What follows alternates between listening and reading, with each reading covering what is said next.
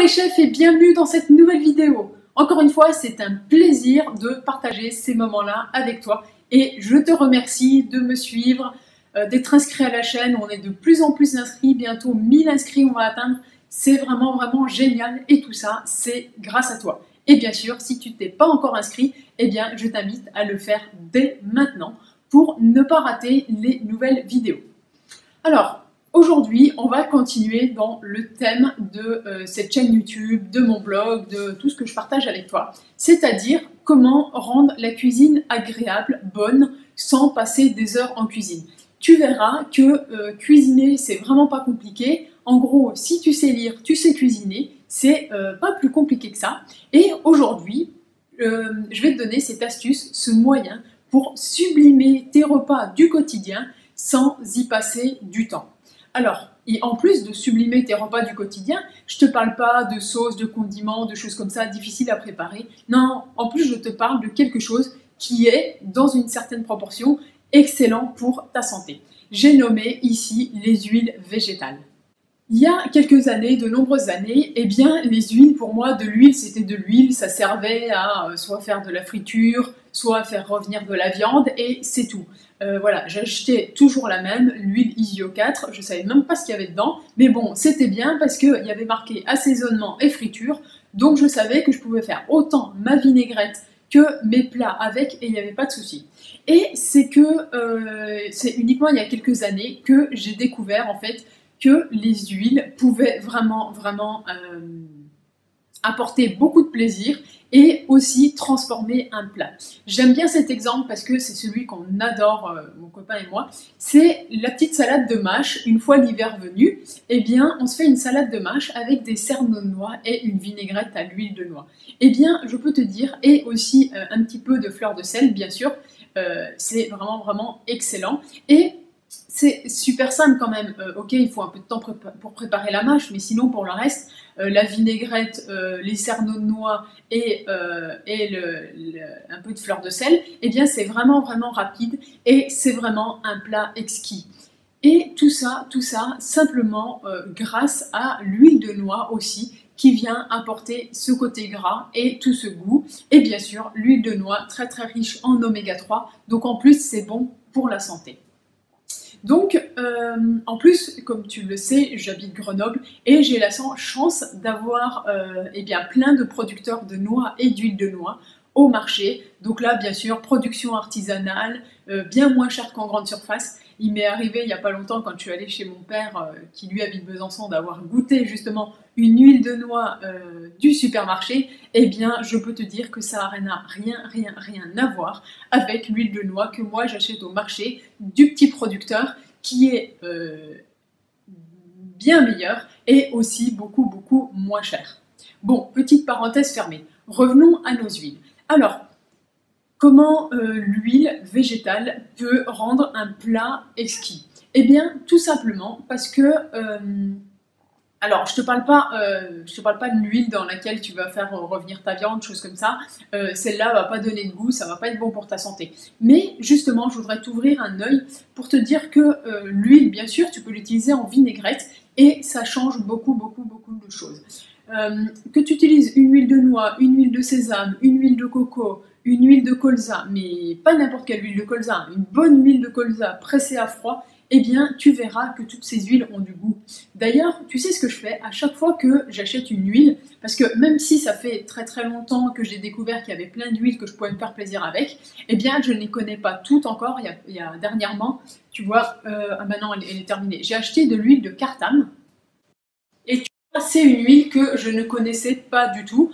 Donc à chaque fois que j'achète une huile, je la goûte à la petite cuillère. Et oui, je ne prends pas une cuillère à soupe, tu t'en doutes bien, mais vraiment pour sentir le bon goût de l'huile. Alors j'ai avec moi là un petit assortiment d'huile pour te montrer que, j'ai pas toutes les huiles qui existent dans le commerce, mais pour te montrer que c'est vraiment facile d'acheter une huile différente de temps en temps et comme ça de faire des bonnes recettes. Ah oui, j'en étais aussi à t'expliquer que dans les salades, bien sûr, tu peux rendre exquise une simple salade verte avec une bonne huile de sésame, de noix ou de ce que tu veux. Mais ce que je te conseille de faire aussi, et que je fais de plus en plus, c'est en fait d'ajouter de l'huile en fin de cuisson dans tes plats. Par exemple, tu vois, ça m'arrive de faire des nouilles chinoises sauce soja et sésame. Eh bien, en fin de cuisson, dans les nouilles chinoises, eh bien, j'ajoute un trait d'huile.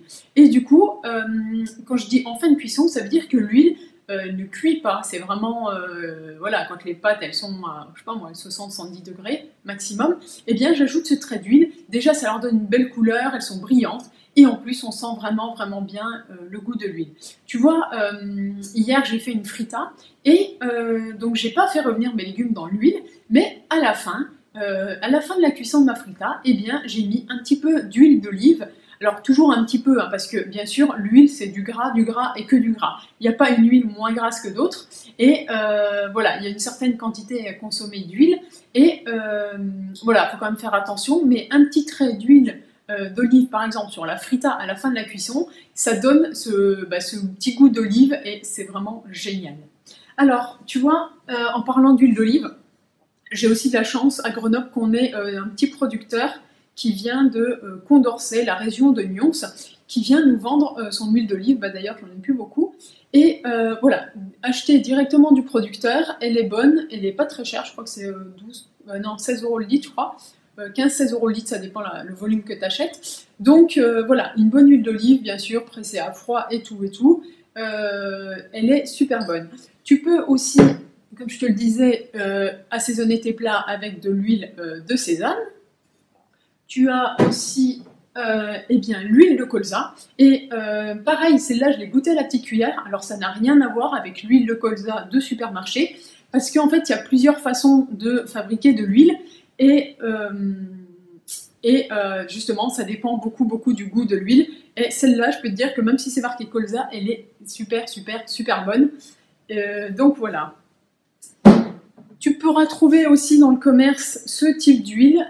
Voilà, donc celui-là c'est un mélange d'huile il y a marqué salade et crudité. Alors le mélange d'huile, je l'avais, voilà. C'est de l'huile de colza, de l'huile de tournesol, de l'huile d'olive. Voilà, un bon mélange. Et bon, là c'est pas l'objet de la vidéo, mais bien sûr, tu sais que certaines huiles contiennent plus ou moins d'oméga 3 et qu'il y a un ratio oméga 3, oméga 6 à respecter. Donc voilà, ici c'est indiqué qu'il y a un bon ratio oméga 3, oméga 6. Ceci étant dit, on consomme déjà trop d'oméga 6, donc on n'a pas besoin d'en consommer dans les huiles. Les huiles riches en oméga 3, c'est encore mieux. Et enfin, il y a ici, bien sûr, l'huile de coco. Alors après, voilà, tu peux l'utiliser, ça donne un bon goût, c'est aussi très bon.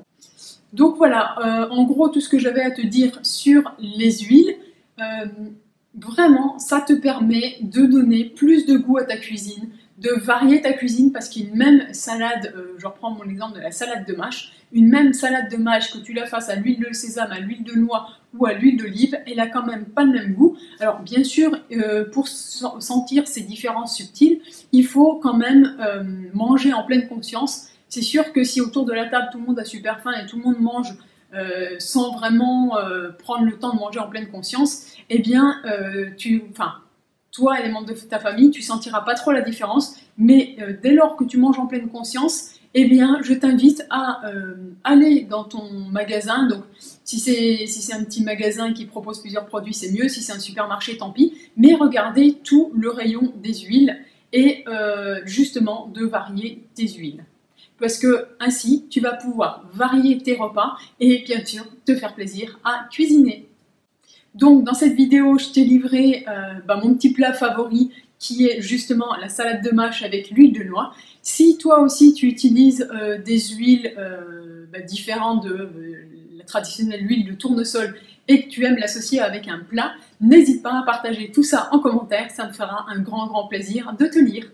Donc voilà, c'est fini pour cette vidéo, je te remercie de l'avoir regardée. Si elle t'a plu, n'hésite pas à mettre un pouce bleu énorme et gourmand, je t'en remercie d'avance, et je te dis à la semaine prochaine pour une nouvelle vidéo. Bye bye!